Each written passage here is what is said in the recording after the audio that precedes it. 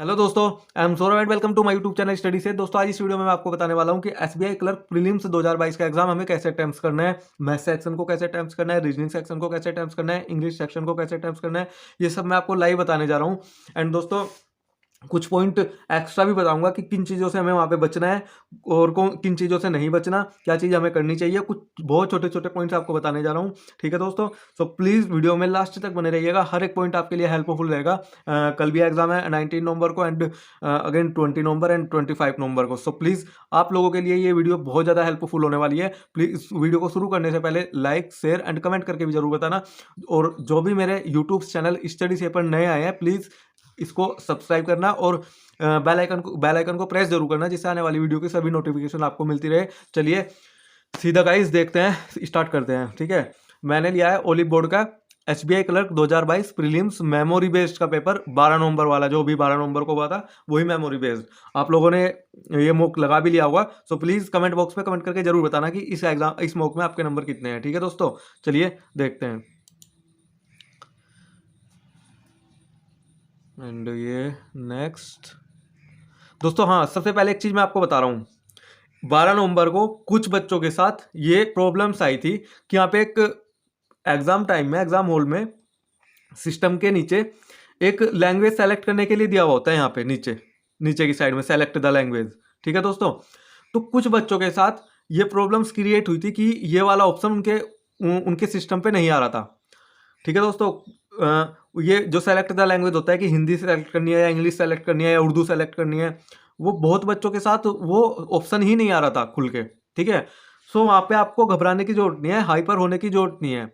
अपने टीचर्स को वहाँ पे कॉल कीजिएगा, बताइएगा एंड वो अपडेट कर देंगे तुरंत के तुरंत ही। सो प्लीज़ उसमें घबराने की जरूरत नहीं है। और सपोज दैट अगर नहीं अपडेट किया और आपने स्टार्ट भी कर दिया वो पेपर, तो भी कोई दिक्कत वाली बात नहीं है, क्योंकि ये दोनों एग्जाम में पेपर आपको देखने को मिलेगा, हिंदी में भी और इंग्लिश में भी बाय डिफ़ॉल्ट।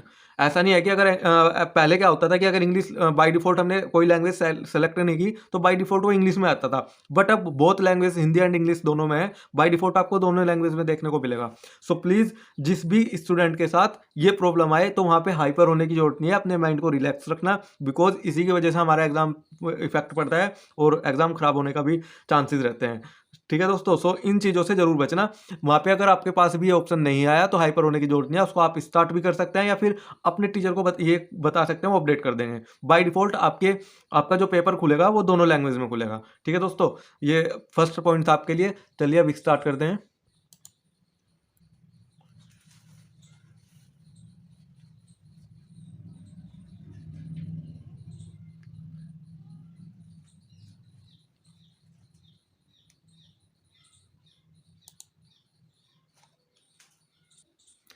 चलिए देखते हैं दोस्तों। देखो सर, मैं रीजनिंग सबसे पहले खुल गया है। सबसे पहले मैं आपको ये बताऊंगा दोस्तों, पहले क्या होता था लास्ट ईयर, सबसे पहले आपका इंग्लिश सेक्शन खुलता था, ठीक है। उसके बाद शायद में भी सबसे पहले मतलब इंग्लिश सेक्शन खुलता था। बट इस बार जो आपका मतलब जो आपका सीक्वेंस चलेगा, सबसे पहले reasoning and maths and third खुलेगा इंग्लिश। सो इस चीज़ को माइंड में प्रीफर कर लेना कि सबसे पहले एग्जाम में रीजनिंग आएगी, उसके बाद मैथ आएगा, उसके बाद इंग्लिश आएगी। बहुत बच्चे इस चीज़ को लेकर परेशान है, मेरे पास मैसेज भी आ रहे हैं कि सर पैटर्न चेंज हो गया, क्या पैटर्न चेंज हो गया? कोई पैटर्न चेंज नहीं हुआ, सेम क्वेश्चन लास्ट ईयर वाले हैं, सेम पैटर्न लास्ट ईयर वाला है, बस सीक्वेंस चेंज हुआ है कि पहले रीजनिंग आई है, उसके बाद मैथ्स आया, उसके बाद इंग्लिश आई है। और ये चीज़ मैं कहूँगा आपके लिए एडवांटेज ही है, क्योंकि बहुत बच्चों की इंग्लिश वीक भी होती है और रीजनिंग बहुत अच्छी होती है। सो फर्स्ट सेक्शन अगर आपको रीजनिंग मिला है तो यहाँ से आपका कॉन्फिडेंस लेवल उठ के चलेगा, एकदम से अपर होके चलेगा। सो आपका जो माइंड है वो अच्छे तरीके से वर्क भी करेगा, ठीक है। ये एडवांटेज भी है। और दोस्तों अटैम्प्ट्स कैसे करने हैं, देखो सबसे पहले यहाँ पे क्वेश्चन खुल के आया है इनइक्वालिटी का, ठीक है दोस्तों।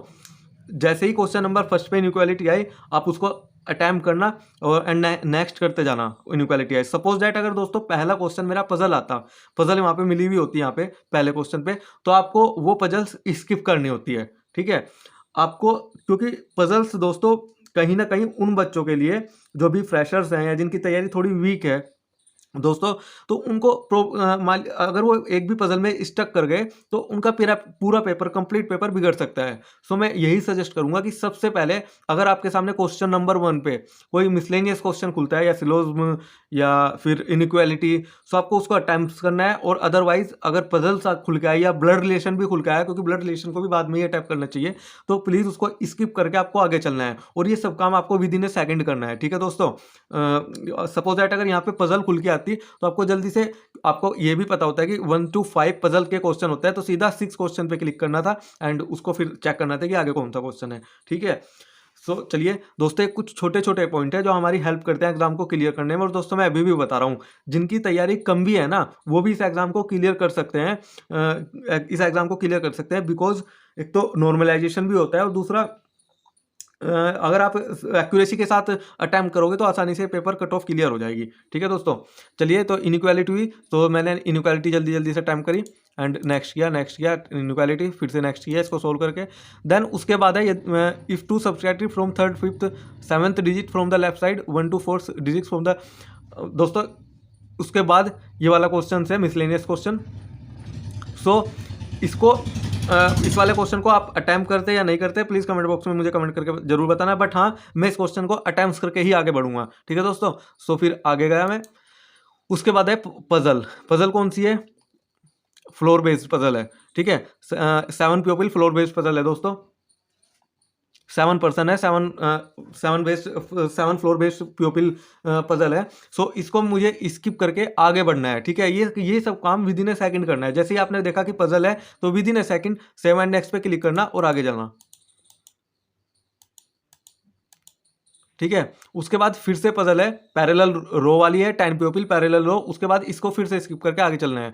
दोस्तों फिर से बता रहा हूं कि पजल को आपको सबसे लास्ट में अटेम्प्ट करना है। और पजल आपके माइंड में ये होना चाहिए कि मेरी सबसे बेस्ट पजल, मैं सबसे जल्दी पजल कौन सी बनाता हूँ, फ्लोर बेस्ड वाली बनाता हूँ या पैरेलल रो वाली बनाता हूँ या अनसर्टेन वाली बनाता हूँ या सर्किल वाली बनाता हूँ या इन आउट वाली बनाता हूँ।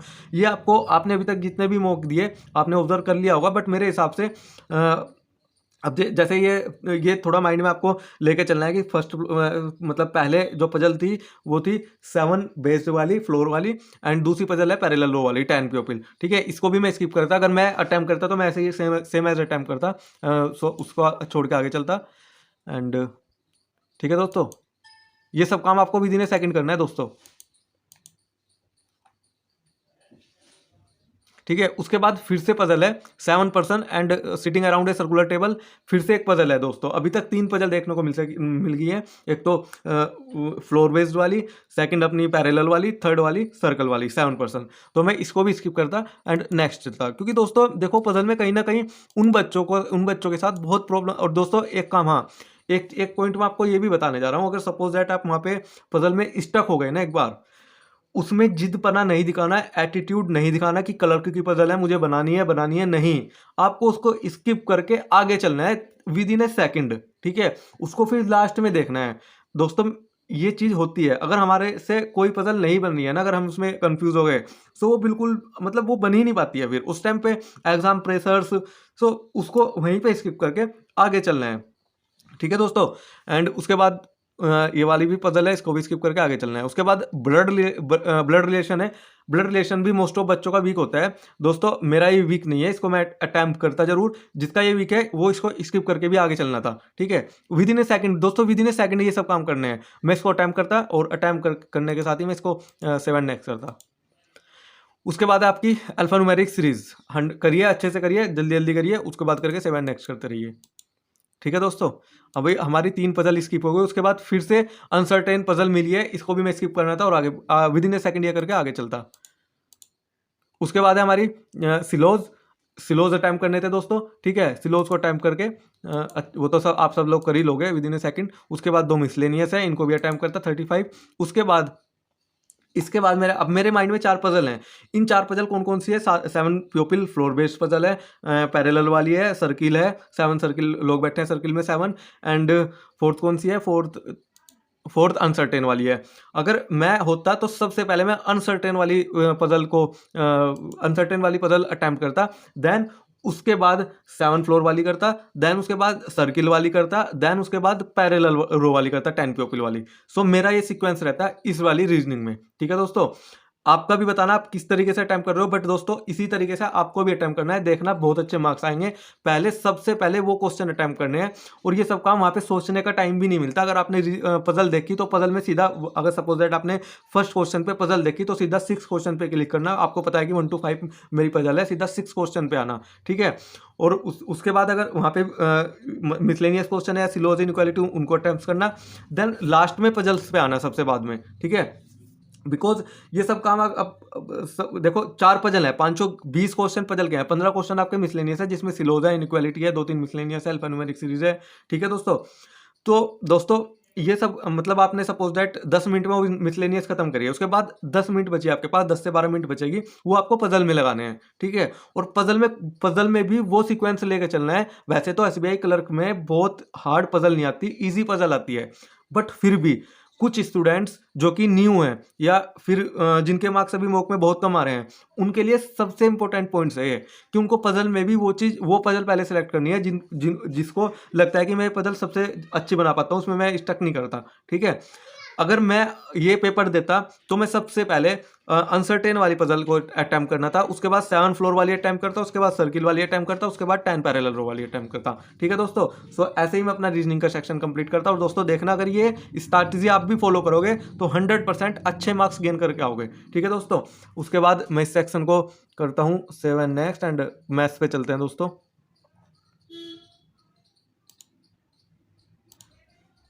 उसके बाद रीजनिंग का सेक्शन खत्म, एंड नेक्स्ट है अपना मैथ्स।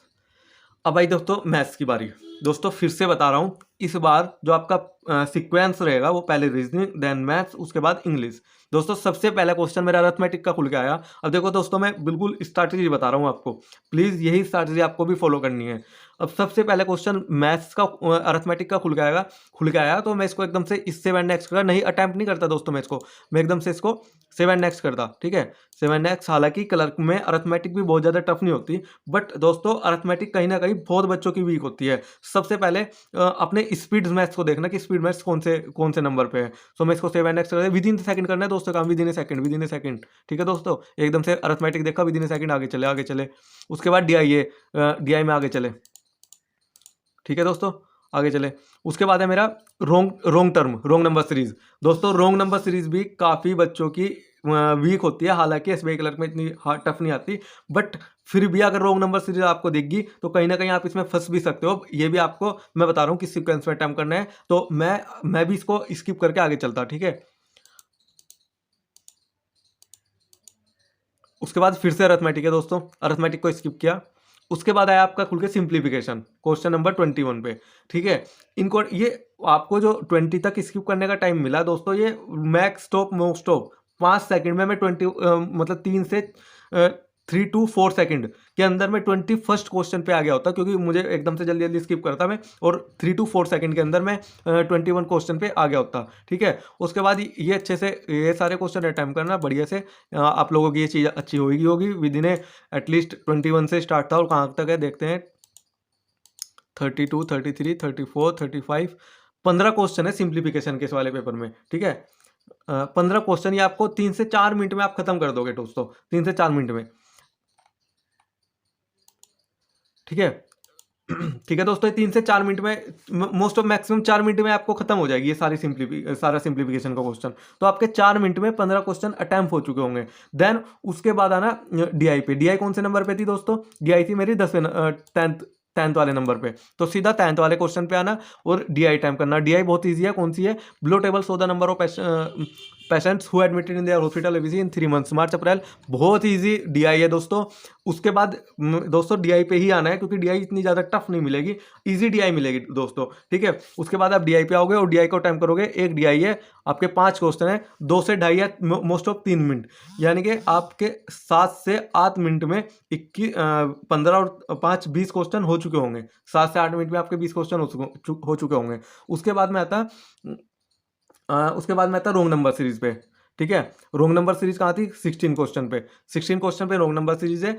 इनको बनाने में दोस्तों एक बात और ध्यान रखना दोस्तों, रोंग नंबर सीरीज में कंफ्यूजन होने का सबसे ज़्यादा चांसेस रहते हैं। हालांकि एसबीआई क्लर्क में बहुत ज़्यादा टफ सीरीज नहीं आएगी, चाहे वो रोंग नंबर सीरीज आए, चाहे वो मिसिंग नंबर सीरीज आए, इजी सीरीज आएगी। 5 अगर सीरीज आए रोंग नंबर सीरीज तो हार्डली बोल रहा हूँ दोस्तों कि एक सीरीज थोड़ी ऐसी हो सकती है जिसमें आप मतलब थोड़ी ट्रिकी हो सकती है। अदरवाइज चार सीरीज तो ऐसी होंगी जिनको सारे सबके सब बच्चे टाइम भी करेंगे। ठीक है दोस्तों, तो वहाँ पे घबराने की जरूरत नहीं है कि ये रोंग नंबर सीरीज आ गई मेरे पे तो अब मैं क्या करूँ, ऐसा कुछ नहीं है। ठीक है, क्योंकि 12 नवंबर को मैंने सारा एग्जाम रिव्यू दिया है, बहुत ईजी पेपर था, आप आसानी से क्रैक करके आओगे। जिनकी तैयारी कम भी है ना, वो भी ये वाला एग्जाम आसानी से इजीली क्रैक कर लेगा दोस्तों। ठीक है, सो प्लीज़ अपने माइंड को रिलैक्स दीजिए और बिल्कुल भी घबराने की जरूरत नहीं है। उसके बाद क्या दोस्तों, आप 8 से 9 मिनट में 20 क्वेश्चन अटैम्प्ट कर चुके हैं, आपके पास 12 मिनट है और 15 क्वेश्चन है। अब इसके बाद सीरीज करनी है, बहुत ज़्यादा रिलैक्स होकर सीरीज करनी है। मैं कह रहा हूँ कि 3 अगर आपने मतलब 3 से 4 सीरीज भी बना ली वो भी बेस्ट है।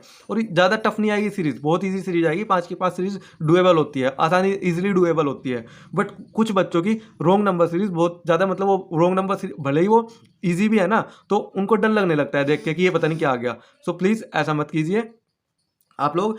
एंड उस सीरीज भी आसान आई हो, रोंग नंबर हो या मिसिंग नंबर सीरीज हो। ठीक है, तो 2 से 2.5 मिनट में मैं ये भी निपटा लेता। ठीक है, उसके बाद आपने ये खत्म किया, उसके बाद जैसे ही आप ये सब पोर्शन खत्म कर चुके हो, उसके बाद अरिथमेटिक पोर्शन पे आना। अरिथमेटिक पोर्शन पे आना। अरिथमेटिक पोर्शन आपको याद है कि पहले क्वेश्चन पे था, अब मैं अरिथमेटिक क्वेश्चन पे आ गया दोस्तों। एटलीस्ट शायद 10 क्वेश्चन अरिथमेटिक के हैं, क्योंकि अब मेरे 15 क्वेश्चन तो सिंप्लीफिकेशन के हो गए, 5 क्वेश्चन एक डीआई हो गई, 5 क्वेश्चन 20 एंड 5 सीरीज हो गए 25। अब मेरे पास बचे 10 क्वेश्चन अरिथमेटिक के। अरिथमेटिक के भी दोस्तों वो वाले अरिथमेटिक आपको देखते ही स्किप करने हैं जिसमें आप बहुत ज़्यादा वीक हैं और जिसमें आप बहुत ज़्यादा अच्छे हैं, जो आपको लगता है कि ये इस वाले चैप्टर के अरिथमेटिक में इजीली कर सकता हूँ, वो सबसे पहले अटैम्प्ट कीजिए। ठीक है, अगर मैं आपकी जगह होता तो मैं क्या करता दोस्तों, ये देखा मैंने कि ये आंसू एंड हर्षित स्टार्टेड, इसको स्किप करके आगे चलता। उसके बाद ये वाला करता, क्योंकि ये मैं इजीली बना लेता हूँ, ये वाला इजीली बना लेता हूँ। ठीक है, उसके बाद एक इन ए टीम द एवरेज, ये भी इजीली बना लेता हूँ। ए मिक्सचर वाला इजीली बना लेता हूँ। हर्षित द्विवेदी 500, ये भी इजीली। दोस्तों अरिथमेटिक भी वहाँ बहुत ज़्यादा टफ नहीं आएगी, बहुत इजी अरिथमेटिक आएगी। बट जिनका अरिथमेटिक वीक है, मैं उनके लिए ये चीज़ बता रहा हूँ दोस्तों। मैं ये सब चीज़ सबके लिए नहीं बता रहा हूँ। जिनकी तैयारी अच्छी है ना, वो तो अपने हिसाब से, जैसे आप मॉक में अटैम्प्ट करते हो ना, ऐसे ही अटैम्प्ट करना उसको। बट जिनकी तैयारी वीक है, कहीं ना कहीं मॉक में कम मार्क्स आ रहे हैं, उनको यही स्ट्रैटेजी फॉलो करनी पड़ेगी। इसी वजह से आप लोगों का एग्जाम भी निकलेगा। ठीक है, बाकी एसबीआई क्लर्क का एग्जाम इतना टफ नहीं आएगा। जिन बच्चों की तैयारी बहुत अच्छी है, 70 80 90 मार्क्स आ रहे हैं मॉक में, वो जैसे जो भी स्ट्रैटेजी अपने मॉक में फॉलो करते हैं वो ऐसे ही फॉलो करें। ठीक है, बट ये स्ट्रैटेजी उनके लिए है जो भी, जिनके एग्जाम अभी, जिनको डर लग रहा है कि हाँ मेरी तैयारी कम है और अभी फर्स्ट अटैम्प्ट है, सो उनके ही स्ट्रैटेजी ये बहुत ज़्यादा हेल्पफुल है। ठीक है, तो ऐसे करके अरिथमेटिक करना है आपको, कि आपको जो भी लगेगा कि आपका प्रॉफिट लॉस अच्छा है, तो सबसे पहले प्रॉफिट वाले क्वेश्चन पे जाना है। उसके बाद जो भी आपको लगेगा कि हाँ मैं क्वेश्चन बना सकता हूँ, उसको बनाना है। एंड ऐसे मैथ्स का सेक्शन कंप्लीट करना है। ठीक है दोस्तों, अब मैं चलता हूँ इसको सबमिट करके इंग्लिश वाले सेक्शन पे। नेक्स्ट सेक्शन इंग्लिश वाला सेक्शन। ठीक है दोस्तों, अब आया देखो इंग्लिश। इंग्लिश में सबसे पहले क्वेश्चन है may be have an errors वाला। ठीक है दोस्तों, अगर सपोज दैट यहाँ पे आरसी होता तो मुझे आरसी को स्किप करना था और मैं सबसे पहले आरसी को एकदम से स्किप करता, अगर मेरा पहला क्वेश्चन आरसी होता तो। ठीक है, अभी पहला क्वेश्चन एरर है, आप इसको अटेम्प्ट कीजिए, आप अटेम्प्ट कीजिए एंड 7 नेक्स्ट करिए। ठीक है, ये क्या हो गया, तो ठीक है दोस्तों, एरर को अटेम्प्ट करके 7 नेक्स्ट 7 नेक्स्ट 7 नेक्स्ट। उसके बाद क्या आपका, in the following question sentence highlighted Fraser verb, select option given below that replace the phrase. Phrase का रिप्लेस करना है, ये भी आपको एकदम से हो जाना है, जिसको याद होगी या जो भी आपने याद की हुई होंगी तुरंत करके आगे बढ़ सकते हैं, ये भी आपको इजीली हो जाएगी। ठीक है, do not attempt always digital oriented. उसके बाद क्या है दोस्तों, उसके बाद part of the sentence may not have an error, जिसमें एरर्स ना हो आपको बताना है, ये भी इजीली हो जाएगा, करके आगे चलना था। उसके बाद सीक्वेंस में लगाना है, बहुत ईजी है दोस्तों। इसके बाद इसको अटेम्प्ट करके आगे चलना था। अभी तक कोई भी क्वेश्चन मुझे स्किप नहीं करना पड़ा इंग्लिश में, सीक्वेंस में करते जा रहे हैं, उसके बाद करते हुए आगे चलना था। अब है मेरा आरसी, 15 क्वेश्चन हो चुके हैं, 15 क्वेश्चन मेरे हो चुके हैं। 15 क्वेश्चन के बाद मेरा क्वेश्चन खुल गया है आरसी। अब मैं आरसी में सबसे पहले दोस्तों पता है क्या करना है आपको सिनोनियम्स एंड एंटोनियम्स देखना है, क्योंकि उसमें 2 से 3 सिनोनियम्स एंड एंटोनियम्स भी दिए हुए होते हैं। सबसे पहले वही क्वेश्चन आपको अटेम्प्ट करने हैं। सो प्लीज चलिए देखते हैं फिलिंग सिनोनियम्स। देखो पहले ही क्वेश्चन 15 क्वेश्चन आपका सिनोनियम्स दिया हुआ है फ्लो, ठीक है। तो आपको ये अटेम्प्ट करना था और सेव करके नेक्स्ट करके आगे चलना था। उसके बाद ट्रू फॉल्स बताना है, ये स्किप करना है बिकॉज ये ढूंढने में टाइम लगेगा, इसको हम लास्ट में अटेम्प्ट करेंगे, ठीक है। आरसी अगर आ गया, आरसी में सबसे पहले सिनोनियम्स एंटोनियम्स वाले क्वेश्चन आपको ढूंढने हैं। उसके बाद आरसी को स्किप करना है, पूरे आरसी को, नेक्स्ट क्वेश्चन पे जाना है, सबसे लास्ट में फिर आरसी को अटेम्प्ट करना है, ठीक है। उसके बाद which of the following word is most appropriate, blank में मोस्ट अप्रोप्रिएट वर्ड है, यहाँ पे कौन सा वर्ड आएगा, तो ये भी आप इजिली ढूंढ लोगे, इजिली सर्च कर लोगे। तो ये भी मैं अटेम्प्ट करना था। उसके बाद नेक्स्ट, उसके बाद स्किप करना है दोस्तों, पर ये क्योंकि सर्च करना पड़ेगा, ढूंढना पड़ेगा, तो इसको स्किप, इसके वाले क्वेश्चन को मैं स्किप करता, इसको स्किप करता। उसके बाद है अपसोट का, क्या पूछा हुआ है इसने, मीनिंग ऑफ द अपसोट का मीनिंग पूछा हुआ है, following gives the meaning same meaning यानी कि सिनोनिम्स पूछा हुआ है, इसको मैं अटेम्प्ट करना था और अटेम्प्ट करके नेक्स्ट करता, ठीक है। उसके बाद इसको skip audio channel to mention skip करता, ठीक है। अब देखो आरसी को मैंने क्या अटेम्प्ट किया, आरसी में मैंने 3 क्वेश्चन अटेम्प्ट किए सिनोनिम्स एंटोनिम्स वाले, ठीक है। ऐसे ही हर आरसी में 2 से 3 क्वेश्चन आपको वो कैब बेस्ड मिलेंगे जिसमें सिनोनिम्स एंटोनिम्स होगा, उनको अटेम्प्ट करना है। बाकी अदरवाइज ऑल आरसी को आपको बाद में अटेम्प्ट करना है। उसके बाद क्या है दोस्तों, फिलर्स है, आसानी से हो जाएंगे, मैं बिल्कुल करता इसको। उसके बाद रीअरेंजमेंट है, सबसे प्यारा जंबल्स है आपका रीअरेंजमेंट दोस्तों, इसको तो बिल्कुल भी स्किप करके मत आना, बहुत ईजी आएगा पैरा जंबल्स, वहाँ पे बहुत ज़्यादा टफ नहीं आएगा SBI क्लर्क में। सो इसको अच्छे से बना के आना। देन जैसे ही आपके ये सब क्वेश्चन अटेम्प्ट हो चुके होते हैं, उसके बाद फिर से आपको आरसी पे आना है और आरसी पे जो आपके 3-4-5 क्वेश्चन छूटे हुए थे उनको अच्छे से पढ़ के रीड करना है दोस्तों। अगर आप इस सीक्वेंस में अपना मॉक को मतलब अपना जो एग्जाम है उसको अटेम्प्ट करोगे दोस्तों, मैं ट्रस्ट करना, अगर ऐसे अटैम्प्ट करोगे तो नंबर ऑफ जो अटैम्पिंग है आपके क्वेश्चन अटैम्पिंग है वो आप ज़्यादा कर पाओगे, जितने भी आप मॉक में कर रहे हो ना उससे भी ज़्यादा कर पाओगे, ठीक है दोस्तों। बिकॉज ये कुछ छोटे छोटे पॉइंट्स है ना, ये आपको फॉलो करने ही पड़ते हैं, प्री प्लान पहले करने पड़ता है दोस्तों, ठीक है। और आपको वहाँ पे जिद पना नहीं दिखाना कि अगर आप कोई सी पजल्स में, और दोस्तों ये जो आरसी है पजल है इनको जल्दी थोड़ा फास्ट करके रीड करना, ठीक है। और जिनकी तैयारी बहुत अच्छी है, मॉक्स में मार्क्स काफ़ी बेटर आ रहे हैं, वो जिस तरीके से वो फॉलो अपने सीक्वेंस को लेकर चलते हैं वो उसी तरीके से लेकर चलें, अब कुछ चेंज ना करें। बट जिनकी तैयारी थोड़ी वीक है या जिनका फर्स्ट अटैम्प्ट है वो ये सब सीक्वेंस फॉलो करें, उनको बहुत ज़्यादा हेल्प मिलेगी। अभी भी बोल रहा हूँ दोस्तों, जिसकी कम तैयारी है वो भी एग्जाम निकाल लेगा, ठीक है। बहुत ज़्यादा टफ एग्जाम नहीं आएगा, 12 नवंबर का भी बहुत ईजी एग्जाम आया था। एंड दोस्तों वीडियो थोड़ी लंबी हो गई है, सो प्लीज़ इसको स्पीड बढ़ा के भी आप लोग देख सकते हैं। एंड उम्मीद करता हूँ इस वीडियो से आपको बहुत हेल्प मिली होगी, बहुत ज़्यादा हेल्प मिली होगी इस वीडियो से आपको दोस्तों। एंड अपनी हेल्थ का ध्यान रखना, और जिनका कल एग्जाम है उसके लिए बेस्ट ऑफ लक, एंड 20 वालों को भी बेस्ट ऑफ लक, 25 वालों को भी बेस्ट ऑफ लक। बट उनके लिए तो मैं भी वीडियो डालता रहूँगा, बट कल के लिए तो हर स्टूडेंट के लिए बेस्ट ऑफ लक। आज कोई पढ़ने की जरूरत नहीं है, अपना आराम कीजिए, एंजॉय कीजिए बढ़िया से, ठीक है दोस्तों। चलिए मिलते हैं नेक्स्ट वीडियो में, तब तक के लिए थैंक यू दोस्तों।